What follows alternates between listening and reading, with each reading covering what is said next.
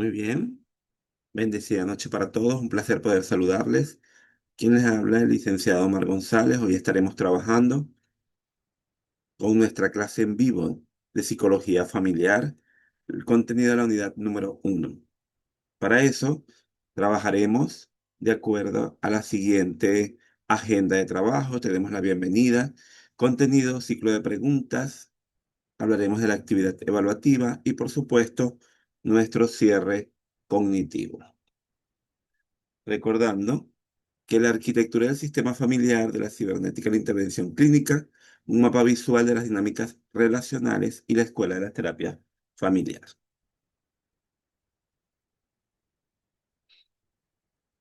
La visión sistémica nos habla del foco del porqué y el origen histórico. Aísla al individuo del contexto, búsqueda de culpables de la causa A a la causa B. Y luego hacemos la epistemología circular, foco en el qué y cómo en el momento presente entiende el comportamiento como un eslabón en un circuito de retroalimentación. Entonces, fíjense que las relaciones simétricas complementarias, homeostásicas o la estabilidad del sistema de morfogénesis o cambio es un grupo que adquiere categoría de entidad propia y se mantiene por la interacción mutua entre sus miembros. Es más que la suma de sus miembros. Desde este punto de vista, el individuo es parte de un sistema mayor que lo rodea y lo inscribe en un contexto sin el cual su conducta no tiene sentido. El foco de atención se centra en las relaciones que se establecen entre los miembros, estos miembros de un sistema, porque esto ayuda a entender y dar sentido a la conducta individual. Los sistemas pueden ser cerrados o abiertos y tienen una serie de propiedades. Fíjense que entre la serie de propiedades podemos delimitar la totalidad, es decir, todo sistema funciona como una unidad, por lo que los cambios en uno de los elementos va a provocar cambios y ajustes en el resto del sistema. Hacer cambios individualmente es menos efectivo, ya que puede provocar la oposición de la familia a esos cambios. Entonces nos habla que tenemos que hacer un cambio sistemático entre todos los elementos que están presentes dentro de ese contexto familiar.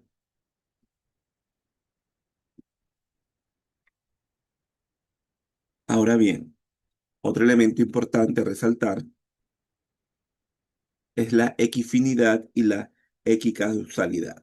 Y cuando hablamos de estos conceptos, significa que un sistema puede llegar al mismo resultado a partir de condiciones iniciales y distintas.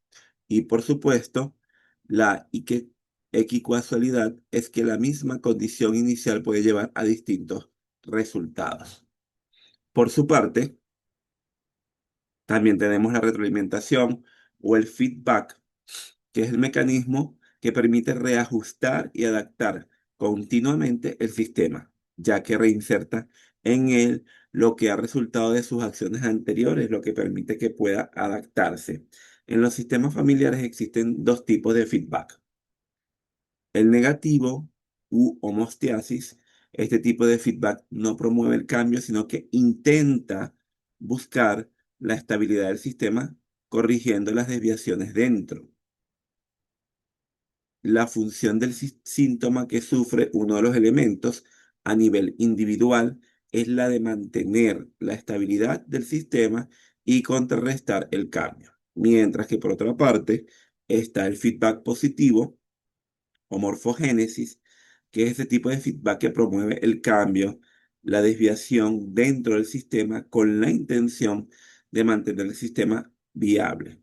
Apunta al crecimiento del sistema y su adaptación al entorno. Las situaciones de crisis son una manera de introducir momentos de cambio y superar la homeostasis.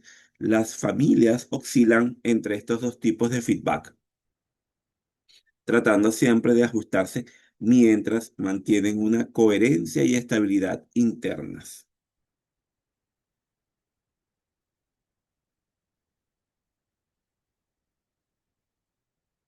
Ahora bien, todo esto nos lleva a elementos tan significativos como las pautas de interacción o la anatomía de los vínculos.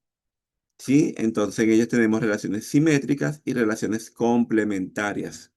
Cuando hablamos de las relaciones simétricas, hablamos de la igualdad y el espejo, riesgo de escalada de competitividad que genera un cisma, y por otra parte tenemos las relaciones complementarias, que son las basadas en las diferencias que encajan. Por ejemplo, cuidador y cuidado, el riesgo de la rigidez extrema y el papel que cada uno de los actores dentro de la familia vienen a generar y a participar.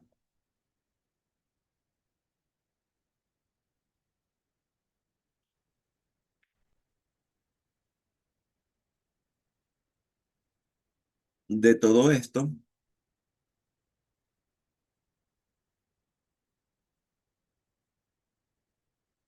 en las pautas de interacción, encontramos que cada familia tiene miles de posibilidades para interactuar, pero a través del tiempo se van estableciendo ciertas pautas de interacción.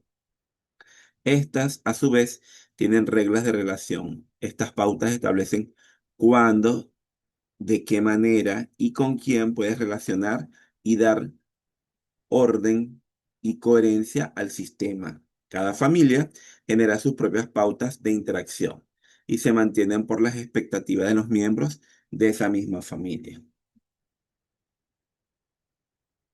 Fíjense que atender a estas pautas nos dice mucho sobre el sistema y su estructura.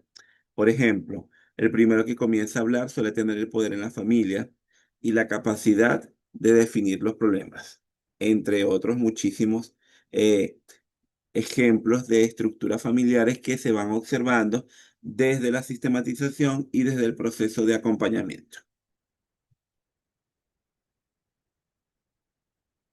Otro elemento importante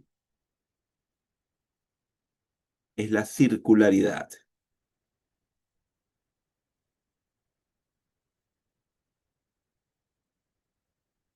Entonces, fíjense que de ese pensamiento lineal a la visión sistémica, la lineal es el foco en el porqué y el origen histórico, aísla al individuo del contexto y búsqueda de culpables. Por otra parte, la epistemología circular, foco en el qué y en el cómo en el momento presente. Entiende el comportamiento como un eslabón en un círculo de retroalimentación que es continuo. Entonces, fíjense que en esa circularidad entendemos que es un sistema que se autorregula y se autorregula de manera continua. No tiene sentido buscar relaciones de causa y efecto, ya que no hay nada que suceda primero. Es decir, la causalidad lineal no existe. No hay una parte que regule al resto. Por su parte, lo que se busca es identificar el ciclo de autorregulación que se está dando. Es decir, en otras palabras, busca interrumpir o modificar los patrones circulares de interacción que suceden en la familia. Todos los miembros de la familia están relacionados de un modo en el que cumplen diferentes papeles en un momento determinado o cumplen diferentes roles en momentos determinados. Otro elemento importante a resaltar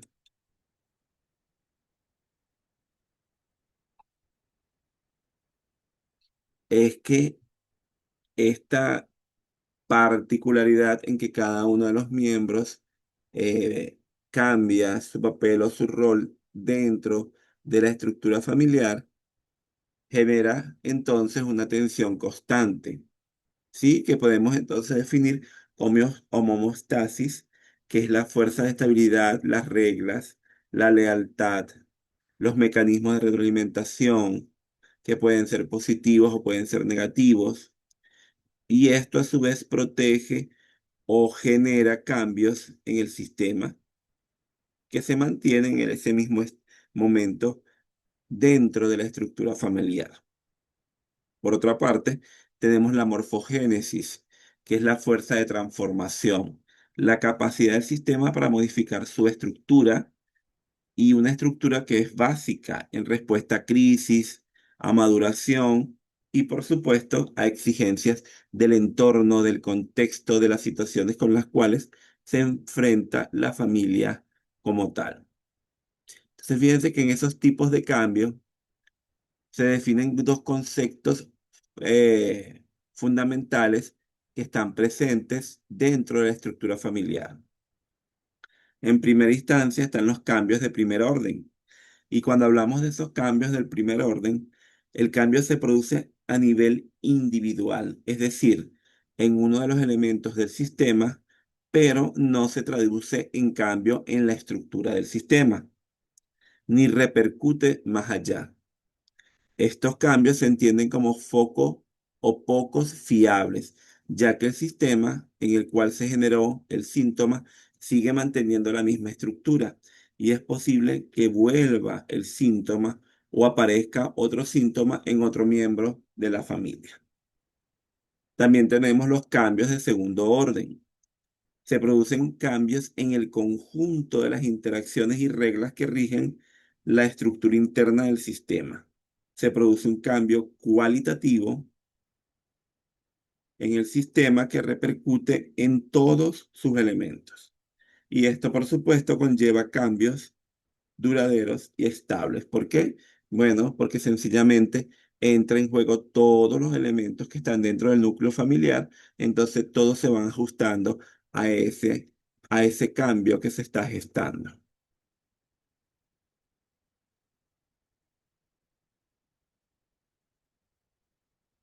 Fíjense que en ese es círculo que no tiene fin ni tiene inicio, sino que es continuo. Cada conducta es simultáneamente estímulo, respuesta y refuerzo. Ese síntoma no es una patología individual, sino la expresión de una pauta de interacción atascada en un bucle cerrado. La intervención sistémica no busca cambiar a la persona, sino interrumpir el circuito, porque entonces entendemos que hay persecución retirada, retirada persecución, persecución retirada, porque ya se ha generado o se ha gestado un círculo cerrado. Esto a su vez trae como respuesta también ciclo vital de la familia.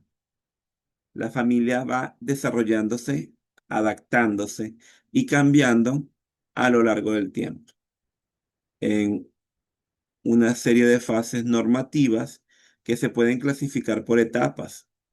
Cada una de esas etapas tiene retos distintos a los que enfrentarse y a los que la familia, por supuesto, debe adaptarse. Son una serie de crisis evolutivas esperables y hay una serie de tareas evolutivas que de no conseguirlas, ¿qué sucede? Bueno, se obstaculiza o dificulta el adecuado desarrollo de los miembros de la familia.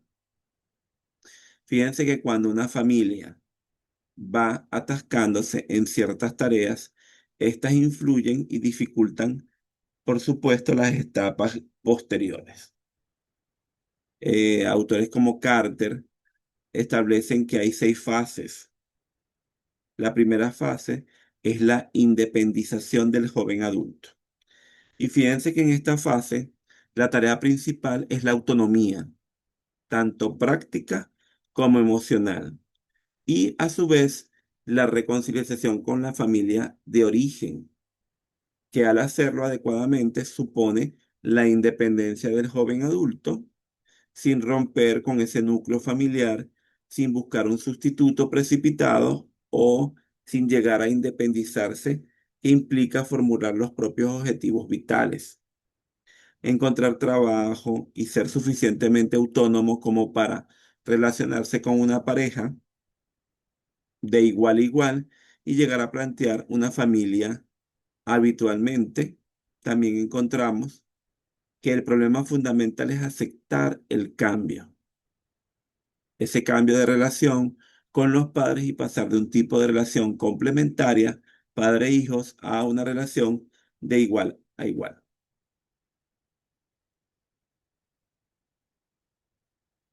Por otra parte, también tenemos aquí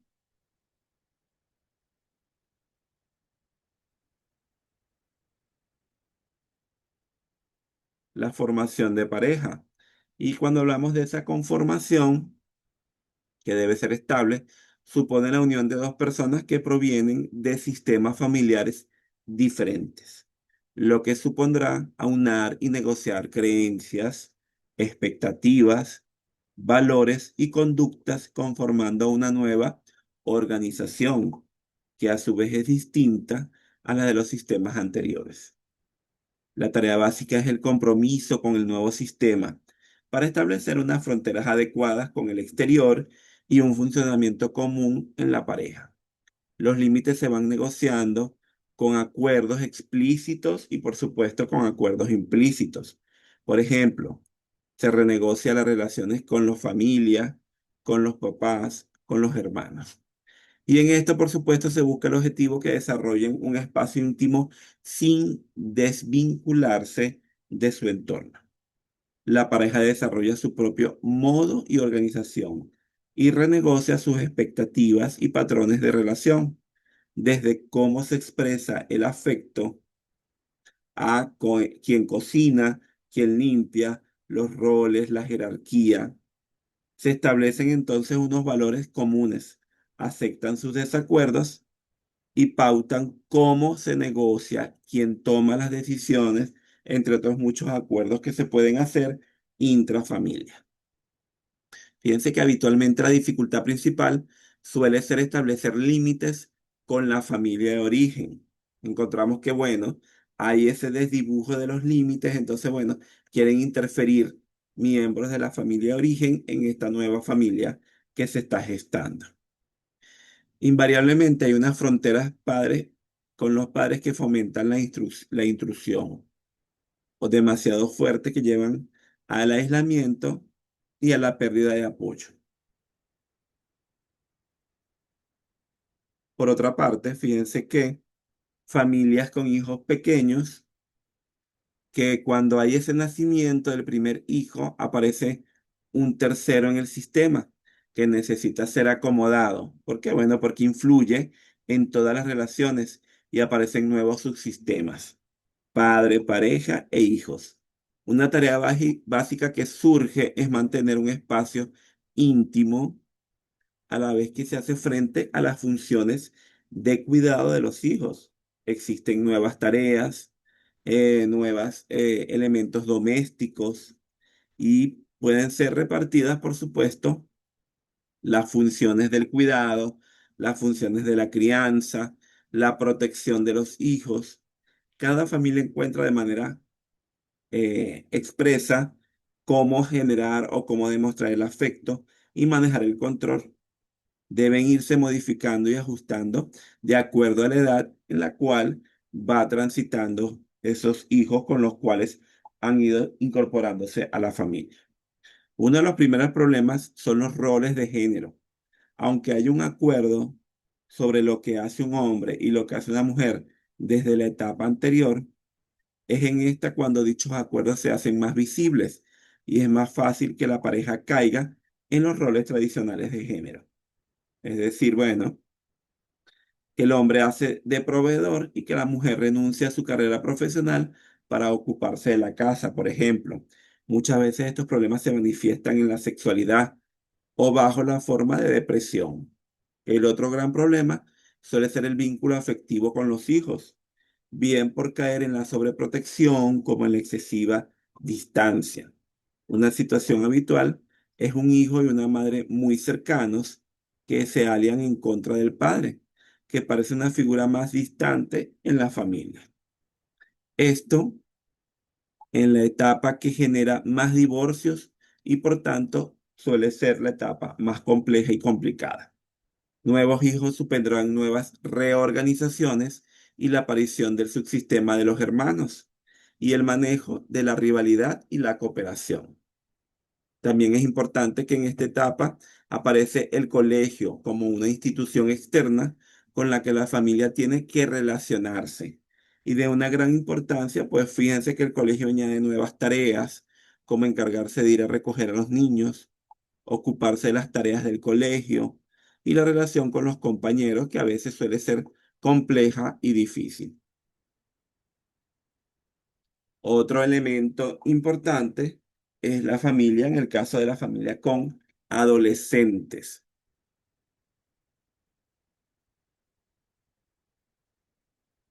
¿Y por qué la complejidad? Bueno, porque la familia con adolescentes es el paso de la infancia a la adolescencia y esto supone cambios drásticos en las relaciones familiares y los roles de cada uno dentro de esa estructura familiar.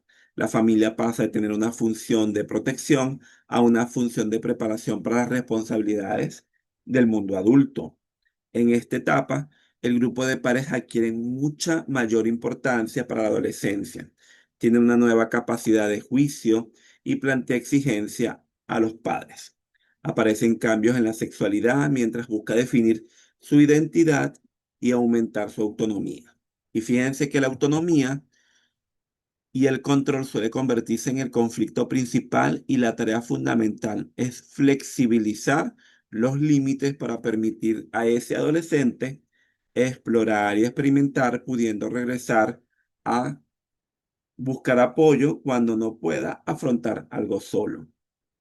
A su vez, los padres suelen entrar en la crisis de la mediana edad, en la que evalúan su nivel de satisfacción en su vida y genera entonces trabajo, incluyendo la propia relación de esos padres. Esto suele suponer bastante renegociación y tensión extra sobre los padres porque, bueno, puede darse que en esta etapa los padres comiencen a ser cuidadores de sus propios padres, ya en declive físico y en psicológico. El problema más habitual en esta etapa es que el adolescente se vuelve dependiente y no llegue a seguir su propio camino de autonomía. Para los padres puede ser difícil aceptar su autonomía y eventual marcha y dificulta este proceso generando sintomatología para retenerlo como una depresión, una ansiedad o un desasosiego. Otro elemento importante en esta etapa es la independización de los hijos. Fíjense que aquí, cuando los hijos finalmente se independizan, los padres pierden su función parental y vuelven a ser únicamente una pareja. Por un lado, se compaginan el cuidado a sus propios padres mientras hacen sitio en la familia para quién, bueno, para la llegada de los nietos. En esta etapa de reencuentro con la pareja es también una etapa de poder retomar proyectos abandonados por no tener tiempo durante la crianza de sus hijos. Entonces los problemas más habituales tienen que ver con relaciones de pareja conflictivas que intentan retener el último hijo para no reencontrarse como pareja o el famoso nido vacío, perdón, que se refiere a la depresión que se manifiesta, especialmente en las mujeres cuando han volcado toda su energía en criar a esos hijos y pierden esa función y por consiguiente, bueno, se tiende a perder el sentido de vida.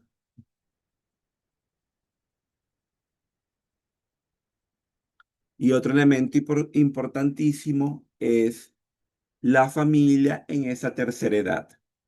Esta fase empieza tras la jubilación e implica numerosos duelos, amigos, trabajo, salud, entre otros.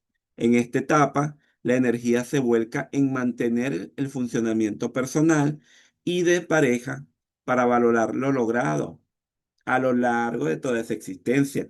A medida que la calidad de vida mejora, también puede ser una etapa de explorar y experimentar. En relación al resto de la familia, es un momento de reajustarse para prestar apoyo sin sobrecargar a esta nueva estructura que se está presentando. Fíjense que para Carter ese ciclo vital de la vida se caracteriza primero por la independización del joven adulto, seguidamente la formación de pareja, luego esa formación con hijos pequeños, la formación con hijos adolescentes, la formación de los hijos y, por supuesto, la formación de la familia en esa tercera edad, como lo hemos ido describiendo a lo largo de esta eh, circularidad familiar. Entonces, esas modificaciones dentro del sistema son elementos que buscan en muchos de los casos alterar las reglas fundamentales.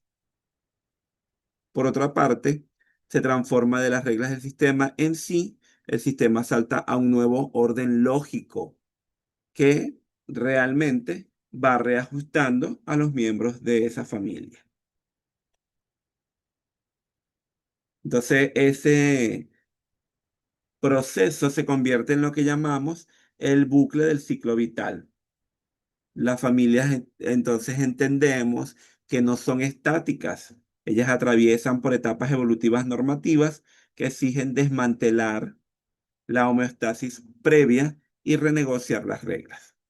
Entonces, ese ciclo que no se detiene y que se da en cada una de las etapas de la familia tiene crisis específicas en momentos o hitos particulares del desarrollo evolutivo de la familia. Ese sistema entra en máxima tensión cuando, bueno, en la adolescencia requiere una flexibilización de las fronteras jerárquicas, como habíamos conversado previamente. Ahora bien,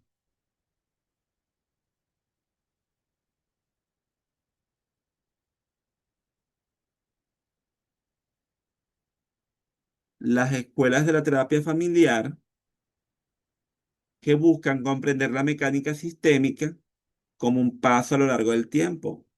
Estas escuelas terapéuticas han desarrollado lentes específicos para leer estas dinámicas y metodologías radicalmente distintas para poder entonces generar cambios en caso que sea necesidad.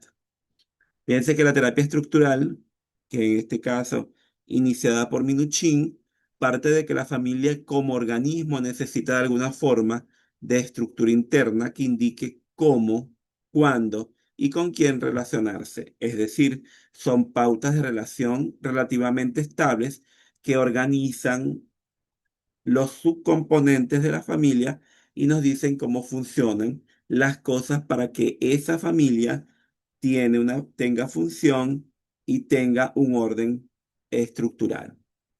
La jerarquía siempre va a ser necesaria para la familia porque si no surgen problemas cuando se dan estas destructuraciones y desorganizaciones. Fíjense que el ciclo vital o lo que sucede en la familia, tanto la jerarquía como los límites pueden cambiar. En el sistema familiar existen subsistemas y los más comunes son la relación conyugal, la parental y la filial, y el de los propios hermanos, que es la fraternal. Cada subsistema tiene una posición y una función dentro de la familia. Por ejemplo, los padres ejercen el control y el cuidado, pero ante la enfermedad del padre, quizás el hermano mayor comience a ejercer funciones que le pertenecían a su padre y se le incluye así en el subsistema parental de forma temporal. Al formar una familia, tal y como veíamos en los ciclos previos, es fundamental que la pareja fije un espacio propio para la intimidad y lo protejan porque esto forma el subsistema conyugal, que será un modelo para sus hijos de cómo son las relaciones íntimas y la manera de comunicarse. Como padres, formarán el subsistema parental y transmitirán a sus hijos cómo ejercer la autoridad, entre otros. Con el tiempo deberán flexibilizarse para ir dando más autonomía a esos hijos que van creciendo. Los hijos a su vez formarán su propio subsistema y también el de los hermanos, donde aprenderán a apoyarse, a cooperar, a competir. Cada subsistema se comunica de una manera muy particular. Los miembros de un subsistema se hablarán de igual a igual, mientras que de padres a hijos tenderán a hacer una comunicación complementaria.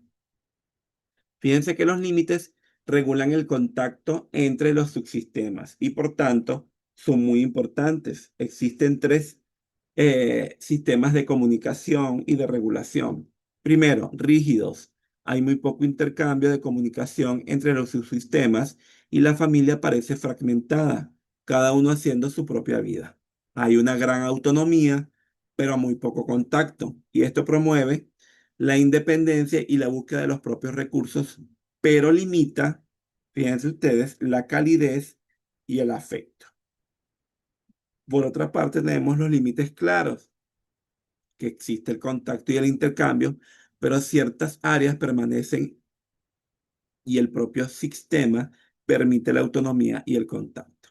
Y también tenemos los difusos, que existe demasiada comunicación e intercambio, lo que provoca que los subsistemas se tiendan a confundir. ¿Y qué pasa cuando los subsistemas se tienden a confundir? Bueno, también tienden a confundir los roles que cada uno juega dentro de esos subsistemas. Y esto trae como consecuencia caos en las estructuras. Los hijos se vuelven dependientes de los padres y tienen problemas para relacionarse fuera de la familia. La terapia estructural se centra entonces en modificar la posición de poder relativa o los límites entre los subsistemas. ¿Para qué? Para facilitar el funcionamiento interno de la familia.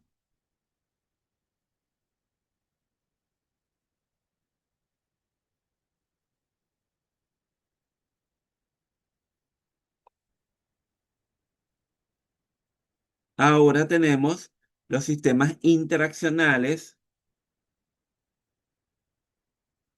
y el MRI, que es el Instituto o el Grupo Palo Alto Mental Research.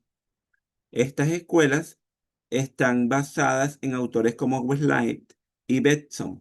Muchos de los axiomas de la comunicación que ya explicamos anteriormente, para esta forma de entender la terapia sistémica, el problema de abordar es la solución que la familia ha intentado para solventar un problema y no ha funcionado. La solución es el problema. Entonces, fíjense que el foco, el problema es la solución intentada, el postulado es imposible no comunicar y la intervención entonces se da en cortar el circuito. Las intervenciones breves, directivas y a menudo paradójicas, centradas en cambiar la acción, no en buscar el insight. Entonces existen, fíjense, varias formas de solucionar este caos intrafamiliar que se ha generado. Primero, el intento de forzar un acontecimiento que solo puede ser espontáneo. Segundo, el intento de dominar un acontecimiento temido, evitándolo. Tercero, el intento de lograr acuerdos mediante una oposición. Cuarto, el intento de lograr sumisión mediante la libre aceptación. Quinto, confirmar las sospechas del acusador mediante la autodefensa. Sexto, el intento de quedarse solo atrayendo la atención. Y séptimo, el intento de enseñar responsabilidad quitándola. La actitud general es de ir despacio, introduciendo cambios pequeños en la secuencia de interacción dentro del problema familiar, para así poder modificarlo. Y teniendo mucho en cuenta qué es lo que sucedería si la situación mejorase para la familia, qué consecuencias habría si un miembro deja de estar deprimido. Por ejemplo, esta escuela es la que introduce la noción del cambio de primer y segundo orden que se explicó anteriormente. Además, desarrollan una serie de intervenciones, por ejemplo, la redefinición, que es cambiar la etiqueta o concepción del problema asociado al mismo. Otro, tareas directas, como por ejemplo, manipular la secuencia de la interacción del problema dentro de la familia. Esto entre los distintos cambios que pueden introducir en la secuencia de interacción están, por ejemplo, el lugar, la duración, la frecuencia, la intensidad, por supuesto, los participantes, añadir o quitar un elemento y introducir al azar algún elemento dentro de esa particularidad. Entonces, la tarea paradójica se prescribe a las familias que sigan con el problema haciendo más de lo mismo, con la intención de que esto genere un cambio.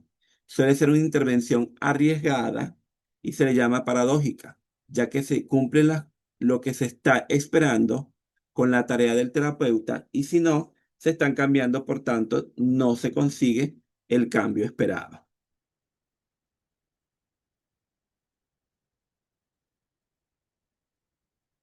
Por otra parte, tenemos la Escuela de Milán, que busca la epistemología sistémica y los juegos familiares. Es decir, cuáles son los juegos intrínsecos u ocultos, cuál es el comportamiento superficial, que esto a su vez vamos a encontrar el foco, la postura y la intervención.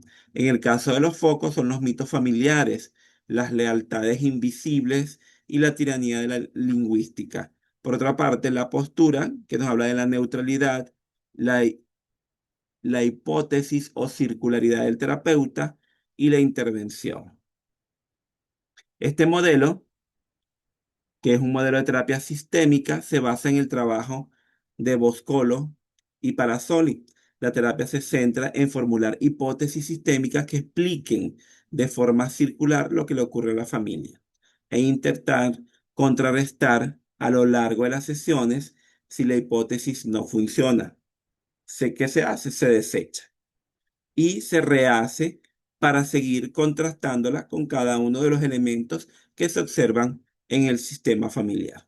El contexto de trabajo quedó muy estructurado en lo que hay en un equipo tras un espejo unidireccional para apoyar a los terapeutas y estos salen a su vez de las sesiones para comentar el caso con ellos, la última antes de hacer la devolución. La devolución suele ser al final de la sesión en la que el equipo y los terapeutas dan un mensaje a la familia y proponen las tareas que deben ser convenientes realizar para ir mejorando la relación intrafamiliar. Durante el tiempo de devolución, la familia no puede responder.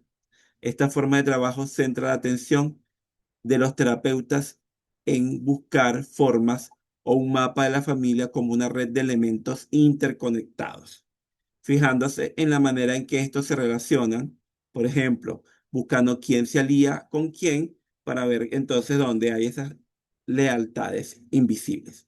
De esta manera se deriva la principal técnica usada, la pregunta circular, en la que se pregunta a un miembro de la familia por el comportamiento de otro miembro en vez de por el suyo propio. De esta forma, se obtiene más información, se promueve que la familia comparta sus puntos de vista y se promueve una explicación circular e interrelacional para poder visualizar el problema. Un ejemplo de pregunta circular podría ser: ¿cómo reacciona tu padre cuando tu hermano se pone a gritarle?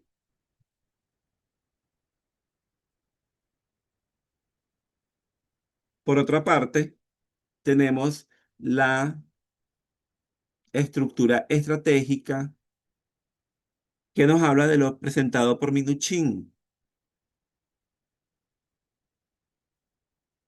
Esta terapia, fíjense que se basa en autores con técnicas que buscan realizar tácticas para visibilizar el problema. Lo más importante es saber cómo definir el problema y, por supuesto, cómo resolverlo. Eh, Aquí se plantea una situación o una sucesión de etapas. Primero tenemos la etapa social, que en la etapa social, primer contacto entre la familia y el terapeuta, se intercambian saludos y se intenta hacer cómoda la situación para la familia y, por supuesto, para el terapeuta. El planteamiento del problema: la familia plantea el problema que le trae a terapia. La etapa de interacción: se alienta el diálogo familiar sobre el problema para descubrir cómo se comunican, cómo se organizan jerárquicamente, entre otros elementos. En resumen, se busca recolectar información sobre la estructura de esa familia. Fíjense que de estas etapas es necesario definir la meta de manera específica y observable. Después se pasan a las intervenciones propiamente dichas, que buscan ser directas, como ordenar a alguien que haga algo distinto, como la tarea paradójica en la que se le pide a la familia que no cambie en lo que se busca hacer para que otra persona sea más difícil tener un síntoma y cómo abordarlo.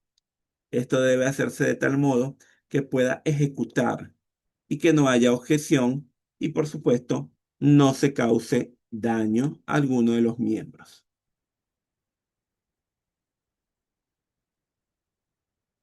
Fíjese que también tenemos la transgeneracional y experiencial. El peso del pasado, el síntoma presente, es el pago de una deuda histórica o una lealtad invisible a generaciones anteriores. Intervención mediante genogramas para liberar mandatos heredados. Y en la experiencial, la verdad emocional, foco en el aquí, en el ahora de la sesión, fomenta la autenticidad, desbloquea defensas emocionales y utiliza el crecimiento personal y, por supuesto, la congruencia como principal antídoto a la disfuncionalidad. Fíjense que aquí hay mucha influencia psicoanalítica, pues parte de la base de que existen patrones que se repiten de una generación a otra. Se trabaja mucho con el genograma, un mapa de la familia, con forma de árbol, en la que se representan las relaciones entre los miembros, buscando alianzas o conflictos. Entre otros autores está Joy Bean, quien habló de los guiones familiares que definen situaciones problemáticas en que la familia se encuentra haciendo el mismo patrón al relacionarse y que se transmiten de generación en generación. Y por supuesto, la generación suele adueñarse de ese guión y repetirlo, al menos que opte por hacer lo contrario y busque una solución que es innovadora y que suele estar en un elemento externo que en este caso es el terapeuta. Ahora bien, en la metodología experiencial se han identificado 5 principios terapéuticos fundamentales en los métodos de intervención y parten de esta autora muy conocida que es Virginia Satir, que las claves presentes durante el tratamiento son necesarias, parten de la percepción plena y la vivencia personal, la experimentación de los acontecimientos que buscan una hipótesis, una memoria, una corporalidad como herramientas útiles.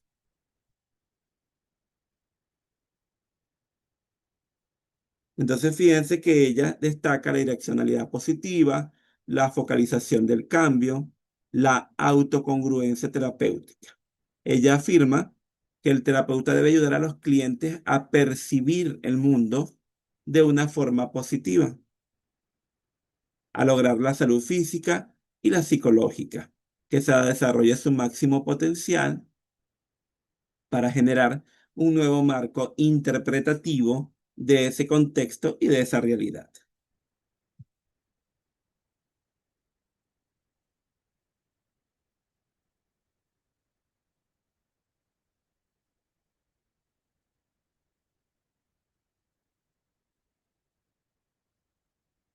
Por otra parte,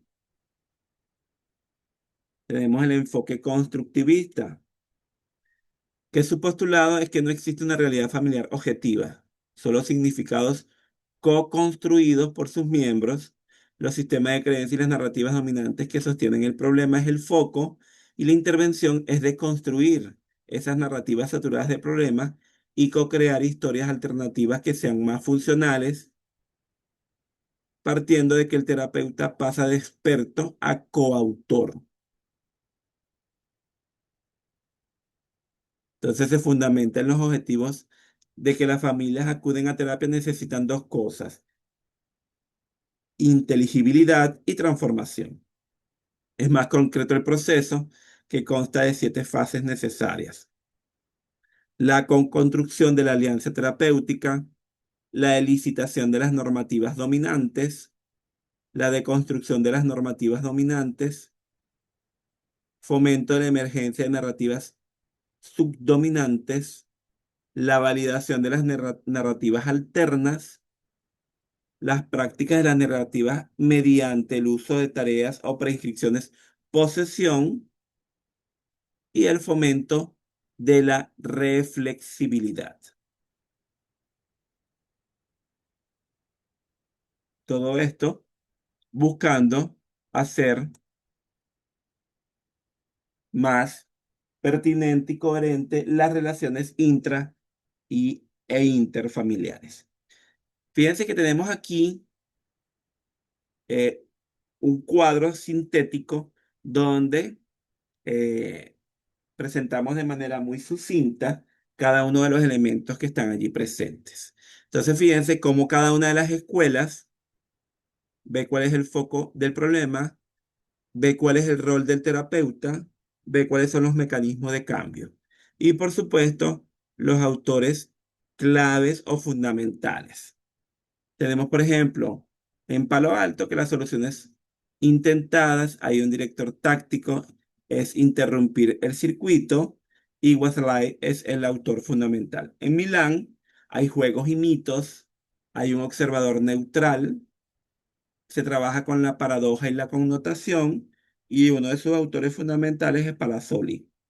En la estructural estratégica hay jerarquías y poder. El rol del terapeuta es reestructurar activamente, modificar fronteras, y sus principales actores son Minuchin y Halley.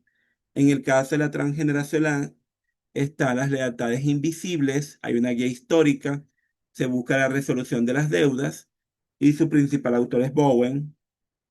Y en la constructivista, el foco del problema son las narrativas, el rol del terapeuta es ser coautor, y se generan nuevos significados. Y sus autores es White y Epstein. Bien, de todo esto, les traigo por aquí un mensaje donde la educación es el arma más poderosa que puede usar para cambiar el mundo. Estudia con pasión y propósito y sé el cambio que deseas ver en el mundo. Bien, ¿qué podemos entonces eh, resumir? Ningún modelo abarca la totalidad del sistema. El clínico avanzado integra la pragmática, el MMRI de Palo Alto, la arquitectura de Minuchin, la táctica de Haile, el tiempo de Fernández y la semántica constructiva para intervenir con precisión. Es decir, todos, de una u otra manera, intervienen e interactúan con ese núcleo familiar. Bien. De todo esto parte la primera actividad sumativa que tenemos previsto para esta unidad. ¿Sí? Entonces les invito a revisar detenidamente cada uno de los criterios que se nombran, que se identifican para la construcción de esta actividad sumativa. Actividad sumativa en la cual ustedes van a desarrollar toda una serie de parámetros y de elementos funcionales, ¿sí? Para dar respuesta a esa actividad sumativa que tienen prevista en esta primera unidad. Un informe escrito con todos los elementos fundamentales que debe presentar el mismo, donde hacemos un análisis sistémico y que tiene como propósito evaluar la capacidad que ustedes generen para aplicar el enfoque sistémico de la psicología familiar, identificando pautas relacionales, mecanismos de estabilidad, transiciones del ciclo vital y modelos de escuelas terapéuticas en un sistema familiar real o ficticio, demostrando comprensión de la circularidad e interacción humana. Allí tienen cada una de las instrucciones para su construcción y cómo deben presentarlo, y los criterios evaluativos que tomamos en consideración. Vean cada uno de los criterios y los descriptores para ajustarse a dicha actividad.